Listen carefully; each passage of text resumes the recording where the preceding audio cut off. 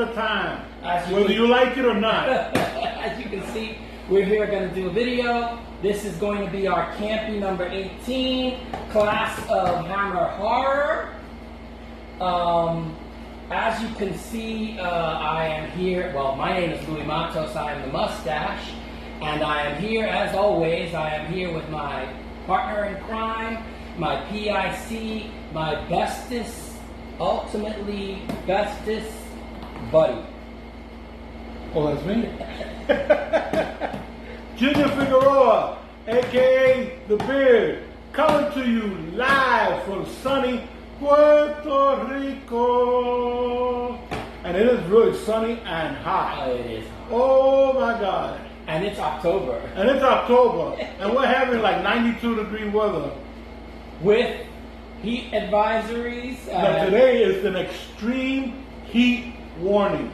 The heat advisory is take it easy, make sure you drink plenty of water, don't stay out in the sun. The excessive heat warning is don't leave the house. Yes, bend over and kiss your booty goodbye.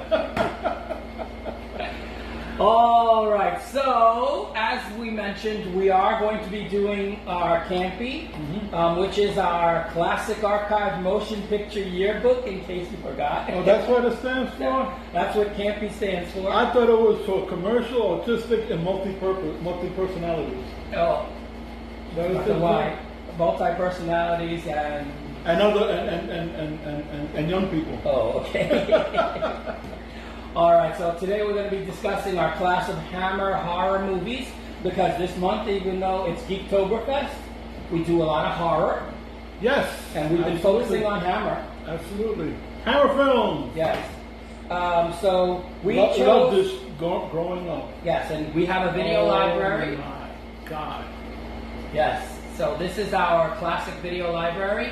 And so we'll be telling you a little bit about our criteria. Right. What's our criteria? Since we always talk about, we have our C.A.M.P.Y videos.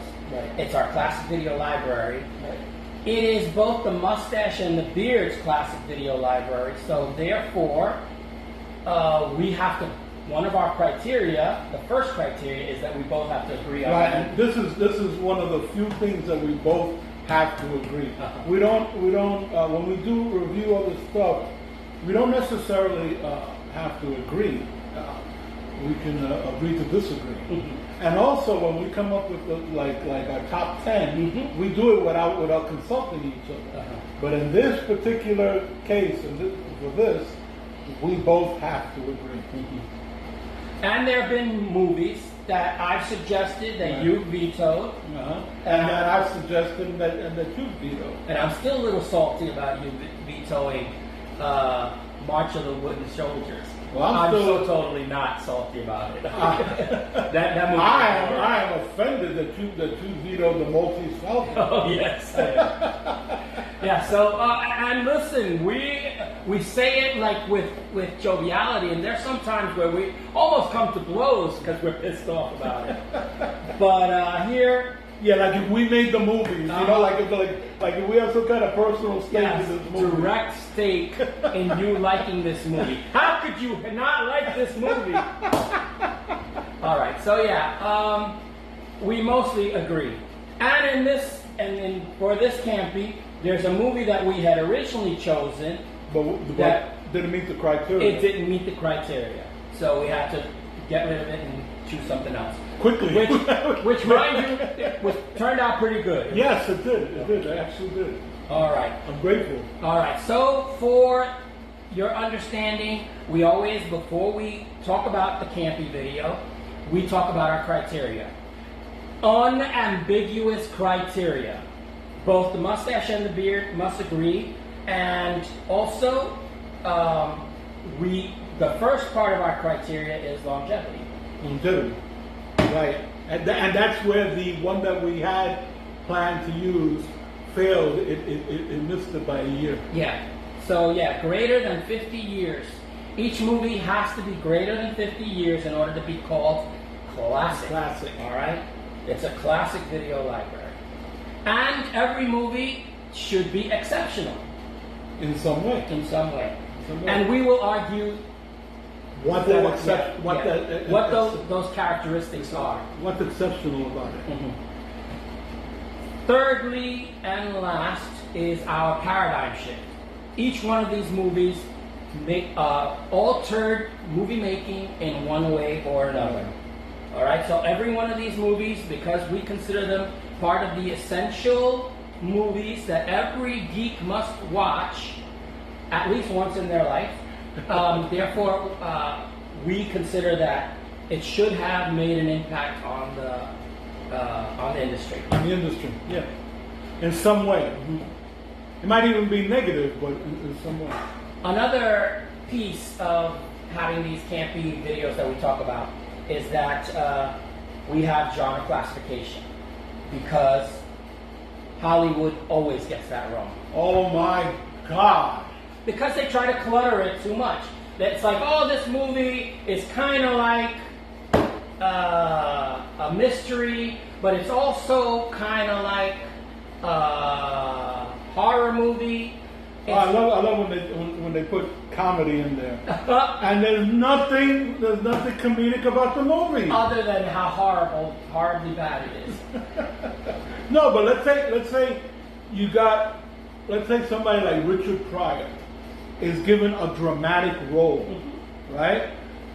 It's a dramatic movie. There is nothing comedic about it, but because Richard Pryor is in it, they'll stick comedy in there. Yeah. We won't do that. We're going to give you a genre classification now. Some people may disagree, but that's okay, because this is the Mustache and Beard. So this is our stuff. Okay, so it's a good faith effort. So understand that from the beginning. It's a good faith effort to clarify what Hollywood tries to muddy. Yeah.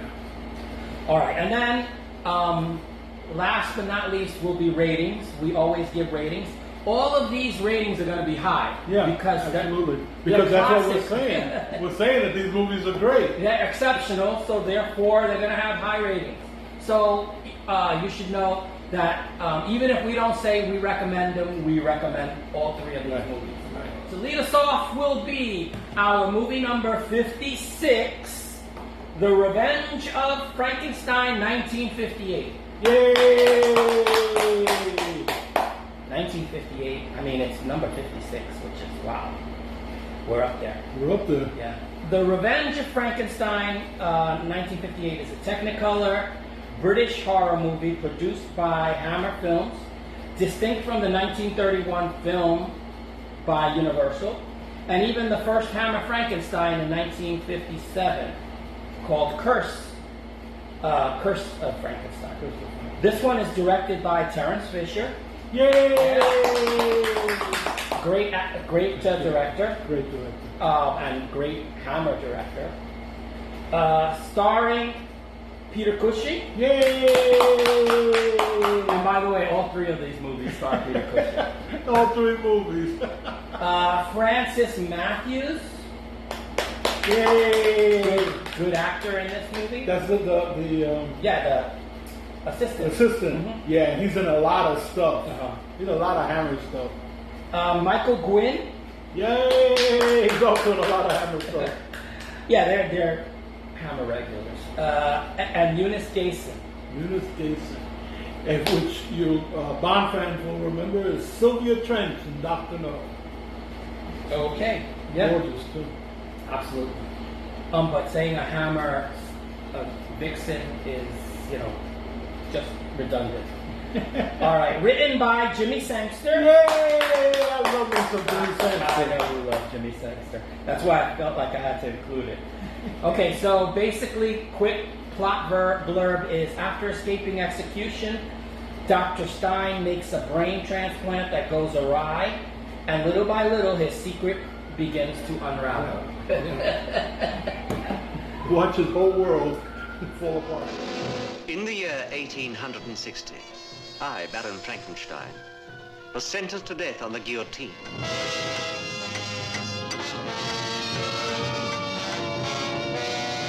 Why? Why had the world condemned me?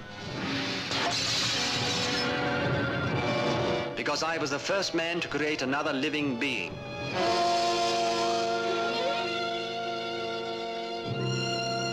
first unnatural man, but because his brain was affected, because he could not control his animal instincts, he was hunted down and brutally murdered.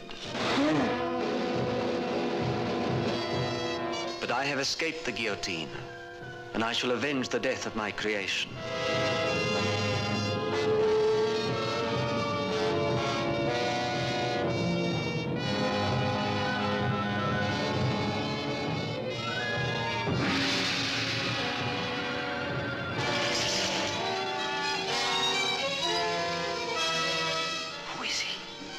Nobody. He isn't born yet. So now we generally talk about classification. This is a sci-fi horror monster movie. That's right. That's exactly right. Because Dr. Frankenstein is a mad scientist, this is sci-fi horror as opposed to like vampires, which is fantasy horror. And then it is definitely horror, Frankenstein. And then it's a monster movie. I mean, Frankenstein's monster. Absolutely. So yeah, all three of those. Then that's classification. Now we go to longevity. 2023, takeaway 1958 is 65 years, so it qualifies. Yes.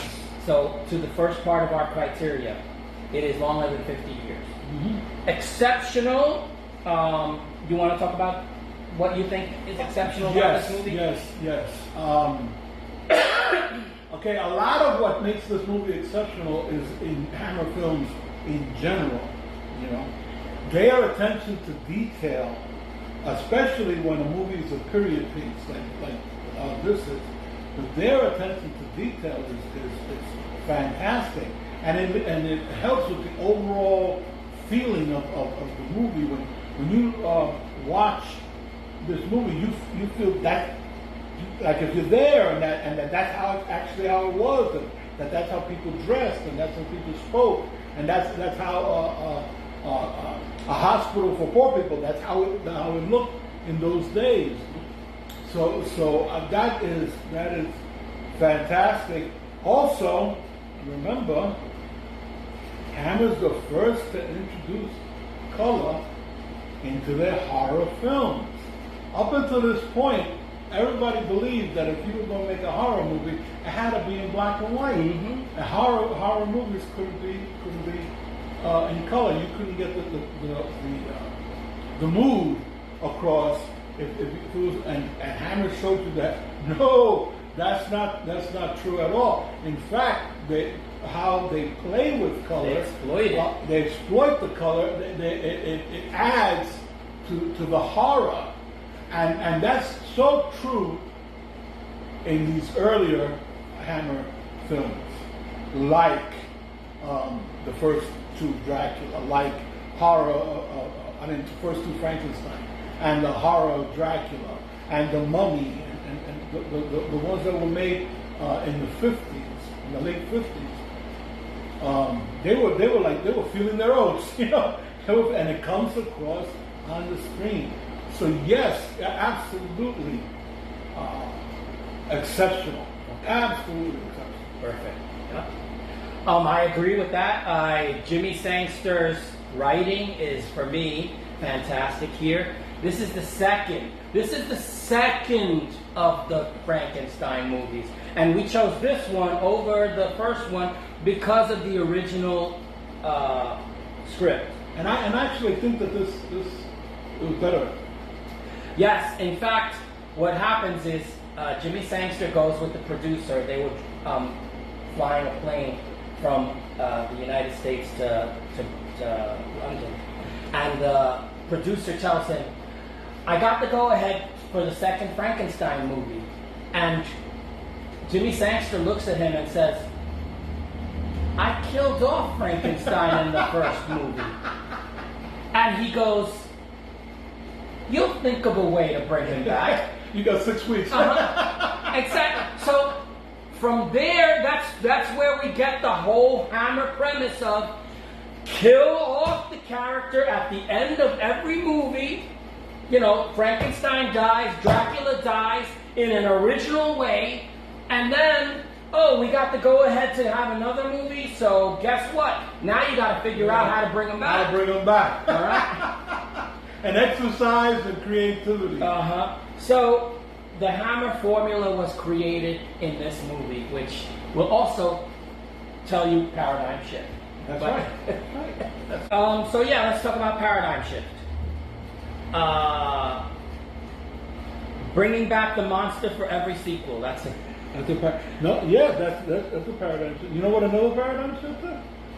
The emphasis here in the Frankenstein movies was on Dr. Frankenstein, not the monster. Oh yeah, absolutely. In Universal Frankenstein movies, the emphasis was always on Frankenstein's monster. This is why where the mistaken belief was that the monster's name was Frankenstein. The monster's name was never Frankenstein. It was Frankenstein's monster or the Frankenstein's creature. Frankenstein was the name of the mad scientist. In the Hammer films, the continuing character is Dr. Frankenstein. And there's a different monster. Well, usually there's a different monster in each movie. That's a paradigm shift. That absolutely is.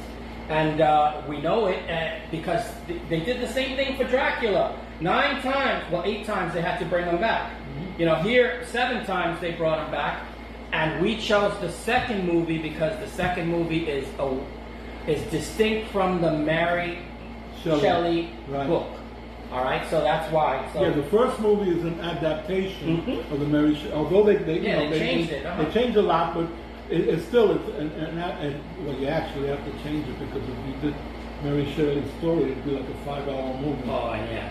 Yeah. And it would be long drawn out. Yeah.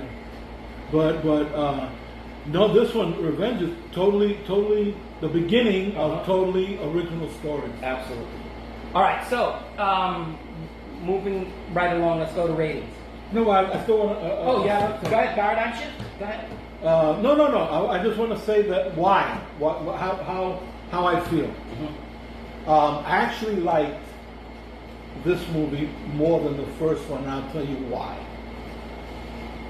Because the first one, being an adaptation of Mary Shelley's story, there's an 800-pound gorilla in the room. And the 800-pound gorilla is the creature. The creature, even though the creature doesn't appear, until like halfway through the movie, they're making the creature. Oh, that's going to be part of the creature. Oh, I wonder what the creature is going to look like. Oh, here comes the creature. A lot of the attention gets focused on the creature because, to be honest with you, that's the story. The story is about this creature. But then, when we get to this story, the focus is shifted. Now it's not so much about the creature. We know the monster's coming. The focus is on Frankenstein. And Peter Cushing is actor enough to hold your attention. He's got you by the short and curlies, and he never lets go. Despite the fact that he's not the monster, or rather, he is a monster, he's not physically the monster. He still manages to hold you, your grip, and you can't get away until the last scene. You cannot get away, and for that is why I prefer this one. And in terms of rating, I'm going to have to go with 5 great geeks. Wow. Okay. And you know why? I can't think of a single thing that I would have done different. Okay. That's always been my criteria. If I could think of something that I would have done different, then I would take, points away. I can't think of a single thing that I was so. Now I saw this movie back when I was a kid, 60s, and I hadn't seen it since then. And remember, we were going to do the Curse of Frankenstein, and then we couldn't find it. And so then you suggested we do the Revenge of Frankenstein, and I was like, wow, I enjoyed this more than the first one. So I'm going to give it a 5. Okay. Well, for me, I couldn't give it 5 because 1931's Frankenstein I gave 5. 4.5. There you go. No, don't get ahead of me. 4.5 was Revenge of. I mean, it's 4.5 was Curse. Curse is 4.5 because I mean I love the rendition, but 4 is what I give this one, Revenge, but only because I want to make sure that Frankenstein 1931 gets 5. Curse because it came first, even though it's a weaker model. It was their first attempt. It was, Hammer's first attempt. Groundbreaking. Yes, so I gotta, out of respect, I tiered the thing. All right, so, but this is an exceptional movie. Obviously, it is. I recommend it. I recommend it wholeheartedly. Okay, so there you go. All right. Usually, after we've talked about a movie, we officially induct it. So, it is with great pride and respect that we induct The Revenge of Frankenstein 1958 as our number 56 movie into our C.A.M.P.Y Hall of Fame. Well, it's Classic Archive Motion Picture Yearbook. Yes. Take a bow! Yay! There you have it. We've come to the end of another video. We want to ask you to please interact with our post. Comment, like, and share, please. Share this with people who you think might enjoy our silly sense of humor and our geek taste in movies. We say thanks for watching. My name is Louis Matos. I am the Mustache. I'm Junior Figueroa. I beat the beard. We say, see you later. Hasta la vista. Take it easy. And peace.